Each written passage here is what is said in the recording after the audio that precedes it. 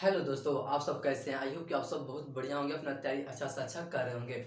आज हम फाइनली आप लोग के लिए क्लास 10th का जो मैथ का चैप्टर आपका 4 है, जिसका एक्सरसाइज आपका 4.3 है, क्वेश्चन नंबर 4 से इस वीडियो के माध्यम से बात करेंगे। आप सब शुरू से लेकर लास्ट इस वीडियो के माध्यम से बने रहिए। क्वेश्चन नंबर 1 से लेकर 3 ले पिछले वाले वीडियो में करा दें। अगर आप वीडियो नहीं देखें तो जाकर प्लेलिस्ट से वीडियो को देख लीजिए और आप बेसिक कॉन्सेप्ट की जानकारी ले सकते हैं।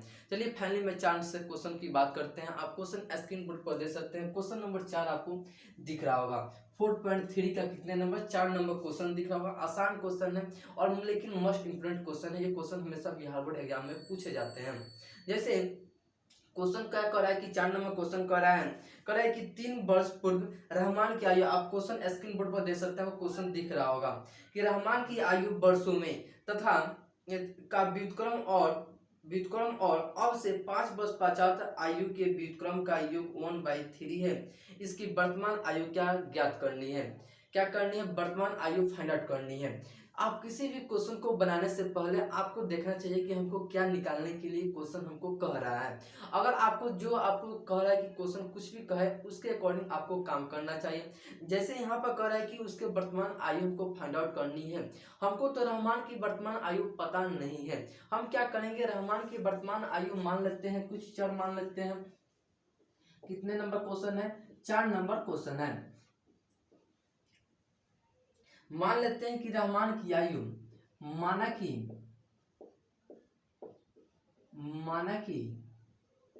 रहमान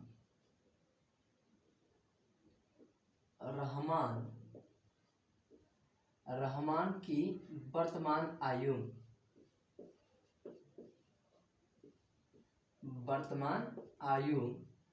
x वर्ष मान लेते हैं। वर्तमान आयु x वर्ष मान लेते हैं। क्या मान लेते हैं? x वर्ष मान लेते हैं।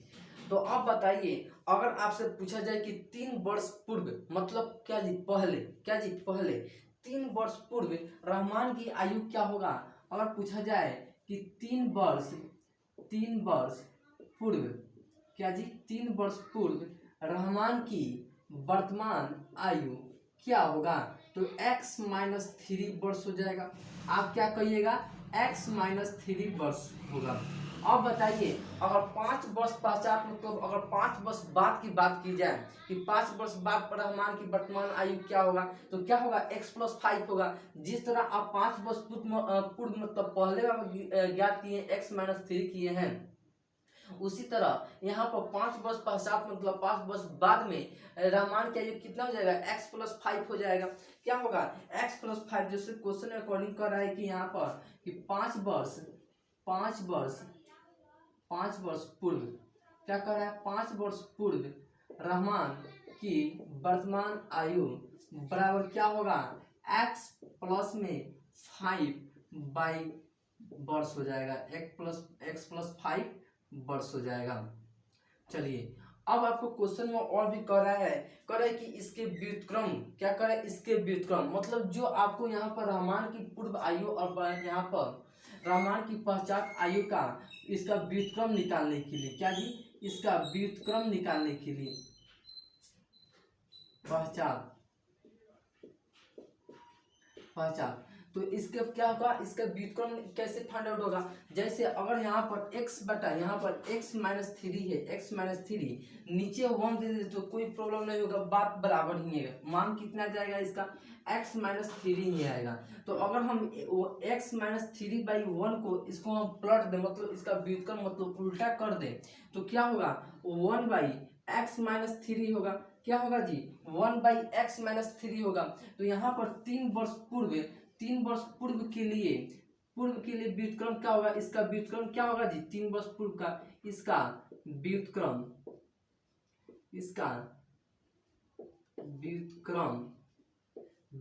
क्या होगा यहाँ से?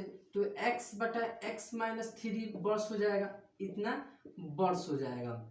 अब चलिए, अगर 5 वर्ष पश्चात वाला बात की जाए तो इसका क्या होगा? इसका व्युत्क्रम क्या होगा जी? इसका व्युत्क्रम क्या होगा? 1/x+5 हो जाएगा, बराबर वर्ष हो जाएगा।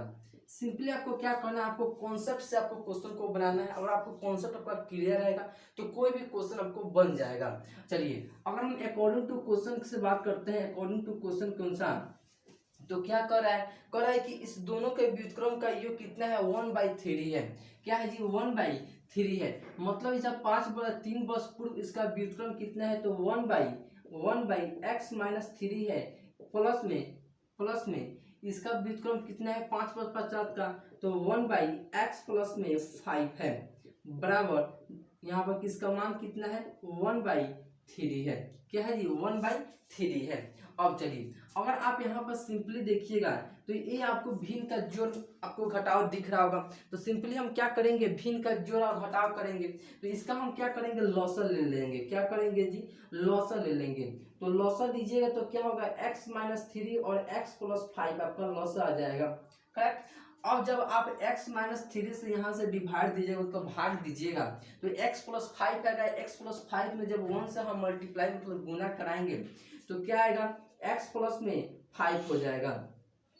फिर यहाँ पर देखिए प्लस का साइन हो जाएगा यहाँ से। x + 5 में जब इससे हम क्या करेंगे, भाग देंगे, तो x-3 आएगा। x-3 में 1 से यहाँ पर मल्टीप्लाई कराएंगे तो x माइनस क्या आएगा, x-3 आ जाएगा। क्या आएगा, x-3 आ जाएगा।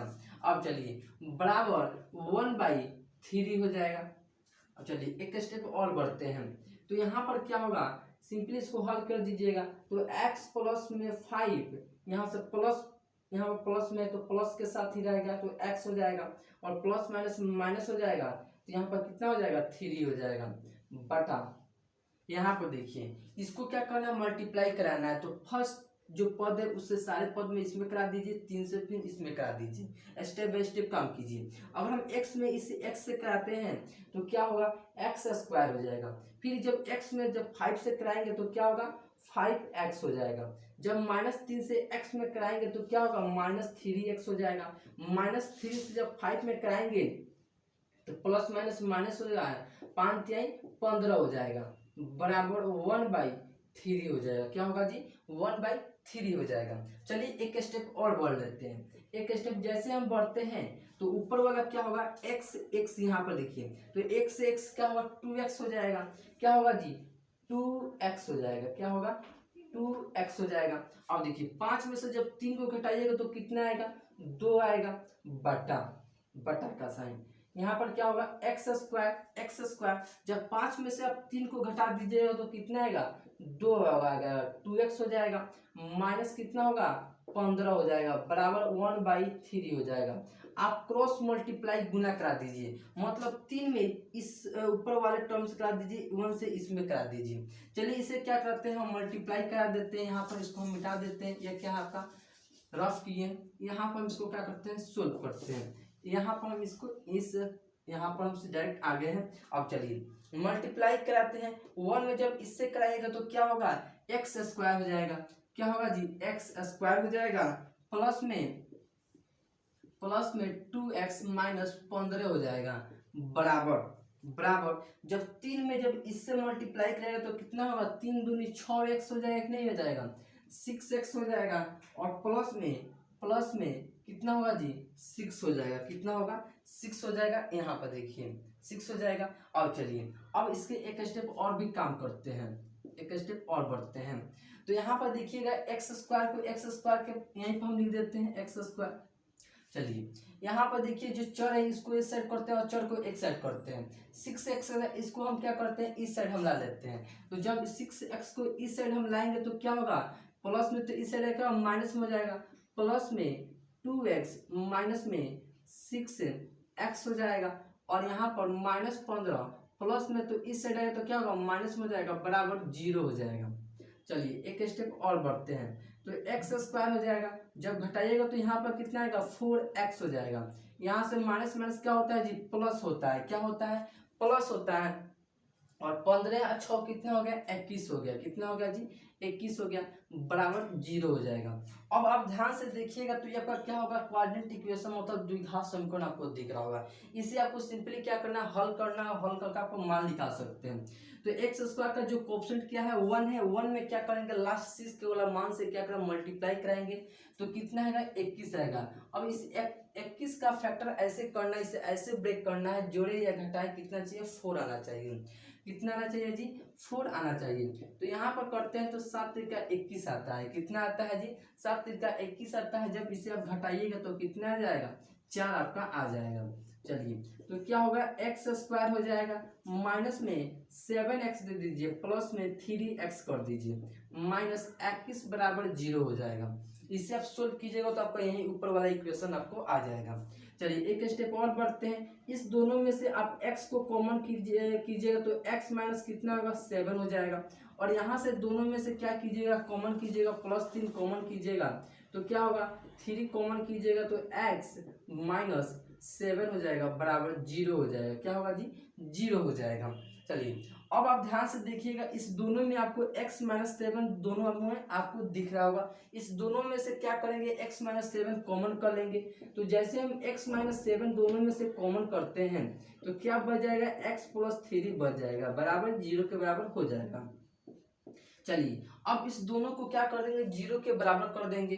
तो आप x माइनस जब 7 को जब 0 के बराबर कीजिएगा तो x का मान कितना आ जाएगा, 7 आ जाएगा। कितना आएगा, 7 आ जाएगा। उसी प्रकार से जब x प्लस 3 बराबर 0 कीजिएगा तो x का मान कितना आएगा, -3 आ जाएगा। कितना आएगा जी, -3 आ जाएगा। तो हम माइनस वाले को नहीं लेंगे, प्लस वाले को लेते हैं। क्या जी, प्लस वाले को लेते हैं। अगर आप यहाँ पर रहमान की आयु, वर्तमान आयु क्या माने, x माने हैं तो कितना आएगा, 7 हो जाएगा। कितना हो जाएगा, 7 हो जाएगा। यहाँ से 7 वर्ष, वर्तमान आयु कितना हो जाएगा, 7 वर्ष हो जाएगा। और यही आपको क्या क्वेश्चन में पूछा है कि रहमान का वर्तमान आयु बताइए। तो आप यहाँ पर लिख सकते हैं, रहमान की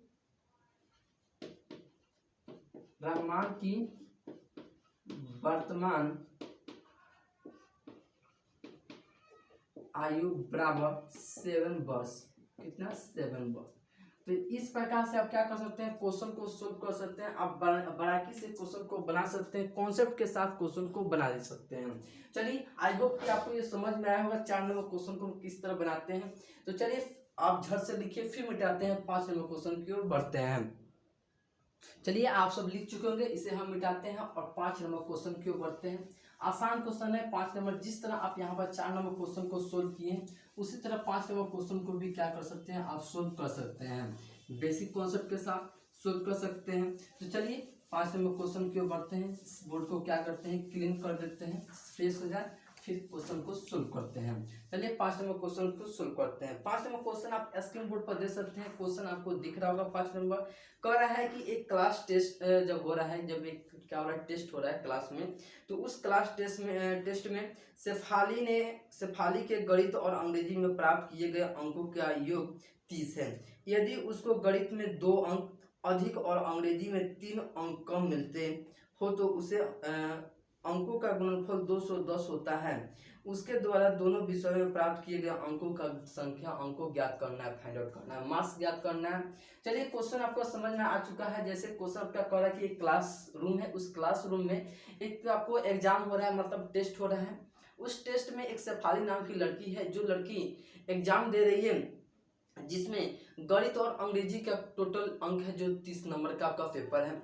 उस पेपर में उसको क्या करता है, गणित में आपको 2 नंबर की बढ़ा दी जाती है और अंग्रेजी में 3 नंबर की कमी कर दी जाती है, और दोनों का गुणनफल जब किया जाता है तो 210 हो जाता है।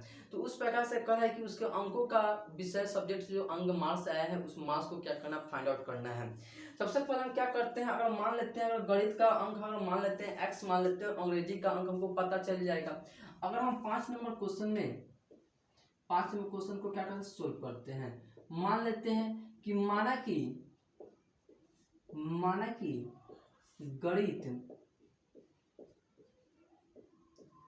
गणित में अंकों की संख्या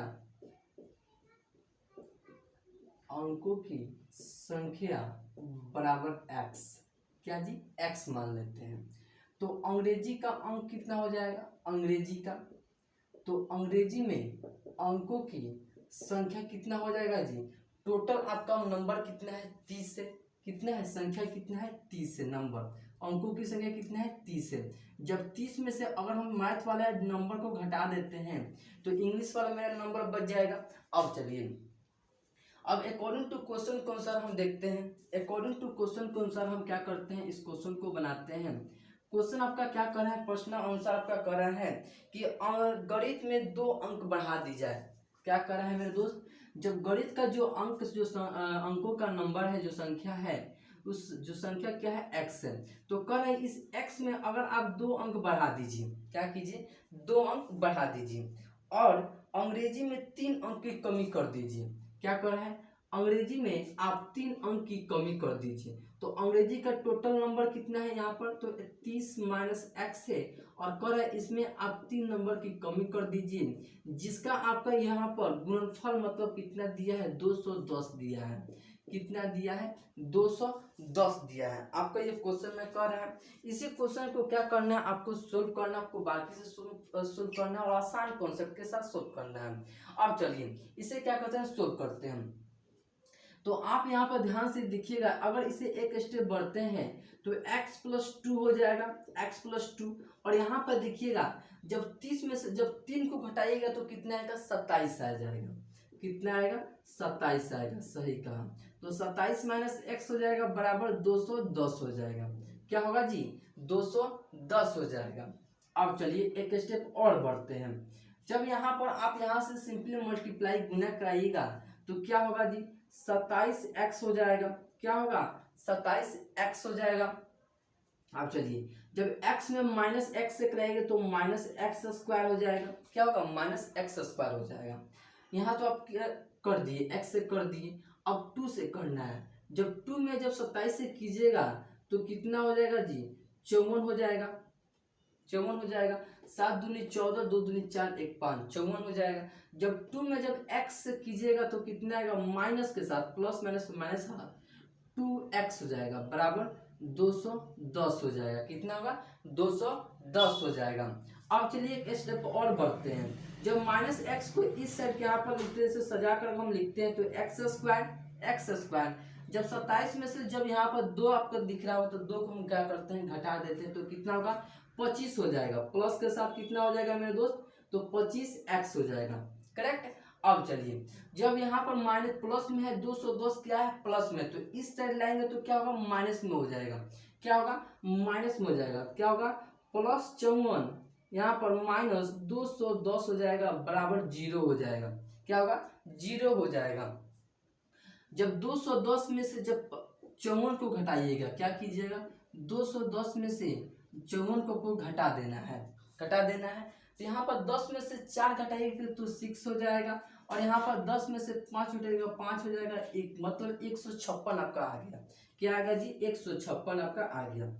यहाँ पर लिख देते हैं, एक स्टेप लिख देते हैं, एक्स स्क्वायर प्लस में 25x हो जाएगा, और यहाँ से घटाइए तो प्लस माइनस का साइन रहेगा, तो 156 हो जाएगा बराबर 0 हो जाएगा। अब आप बताइए, अगर हम इस सारे इस इक्वेशन में से अगर हम माइनस को कॉमन कर लेते हैं तो जो प्लस में होगा तो माइनस होगा, माइनस होगा तो प्लस में हो जाएगा।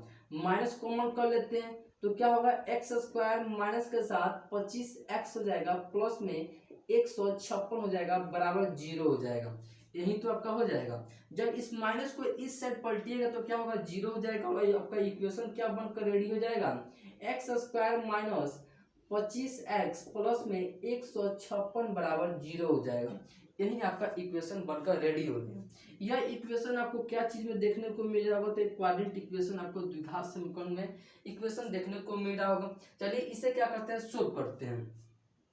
तो आपको यह नहीं कहा गया कि आप किसी भी विधि से आप क्या कर सकते हैं, इक्वेशन को सोल्व कर सकते हैं, गुणनखंड से लेकर प्रतिस्थापन से, विलोपन से, किसी भी इक्वेशन विधि से सोल्व कर सकते हैं। अगर हम गुणनखंड विधि से सोल्व करते हैं तो एक्स स्क्वायर का जो कोएफिशिएंट होना चाहिए उस कोएफिशिएंट से लास्ट वाले नंबर सी के मान से क्या मल्टीप्लाई कराना होता है। तो यहाँ से एक में जब 156 से हम क्या करेंगे मल्टीप्लाई कराएंगे तो कितना होगा 156 आ जाएगा। अब इस 156 को आपको ऐसे फैक्टर करना है, ऐसे तोड़ना है, ऐसे ब्रेक करना है, या तो जोड़े या घटाए किसके बराबर 25 के बराबर, मतलब बी के मान के बराबर आना चाहिए। किसके मान के बराबर? बी के मान के बराबर। जब अगर आप 13 में जब 12 से अगर मल्टीप्लाई कराइएगा तो 156 आपको देखने को मिलेगा। कितना? 156 आपको 13 दूनी 26, 13 एकम 13, तो ये कितना होगा 156 आपको देखने को मिल रहा होगा। तो इसी प्रकार से अगर आप 13 को और 12 को अगर ऐड कर दीजिएगा तो कितना आएगा 25 आपका देखने को हो जाएगा। तो हमको 25 लाना ही है। तो क्या करते हैं, अगर हम एक्स स्क्वायर माइनस के साथ 13x कर देते हैं, कितना 13x माइनस 12x कर देते हैं, प्लस में 156 बराबर 0 हो जाएगा। करेक्ट। अब चलिए अगर आप यहाँ से दोनों में से यहाँ पर x का आपको कॉमन दिख रहा होगा, इस दोनों में से x क्या करते हैं कॉमन कर लेते हैं। जब इस दोनों में से x कॉमन कीजिएगा तो क्या होगा x माइनस 13 हो बच जाएगा। क्या बचेगा? x माइनस 13 बच जाएगा। अब चलिए अब इस दोनों में से माइनस अगर 12 कॉमन कर लेते हैं तो x माइनस कितना बच जाएगा 13 बच जाएगा, बराबर 0 हो जाएगा। क्या होगा जी? 0 हो जाएगा। अगर आप इस इक्वेशन को सोल्व कीजिएगा तो आपको फर्स्ट वाले इक्वेशन आपको देखने को मिलेंगे। अब चलिए अब आप ध्यान से देखिएगा तो आपको इस दोनों में आपको x माइनस 13 कॉमन दोनों में दिख रहा होगा। तो x माइनस 13 क्या करते हैं दोनों में से कॉमन कर लेते हैं, x माइनस 13, तो बच क्या गया x माइनस 12 बच गया, बराबर 0 हो गया। अब इस दोनों को क्या कीजिए आप 0 के बराबर कर दीजिए। क्या कीजिए जी? आप दोनों को आप क्या कीजिए 0 के बराबर कर दीजिए। तो अगर हम इस दोनों को अगर हम 0 के बराबर करते हैं तो x माइनस 13 बराबर 0 कर देते हैं, तो x का मान निकालिएगा तो कितना आएगा 13 आ जाएगा। कितना आएगा जी? 13 आ जाएगा। इसी प्रकार अगर हम इसी प्रकार x माइनस 12 बराबर 0 करते हैं तो x का मान कितना आएगा 12 आ जाएगा। कितना आएगा 12 आ जाएगा। मतलब आपका x का मान कितना आपका आ गया, तो दो आपको x का मान आपको देखने को मिल रहा होगा। अब चलिए अब हम बात रहा नंबर निकालने के लिए, सब्जेक्ट का नंबर निकालने के लिए। तो चूंकि अगर आप यहाँ पर x बराबर अगर 13 लेते हैं, मतलब अगर आप गणित की संख्या कितना लेते हैं 13 लेते हैं, अगर यहाँ पर अगर गणित की संख्या यहाँ पर लिखिए, अगर गणित की संख्या अगर गणित की संख्या अगर आप 13 लेते हैं तो अंग्रेजी की संख्या कितनी हो, अंग्रेजी का नंबर मार्क्स कितना होगा, अंग्रेजी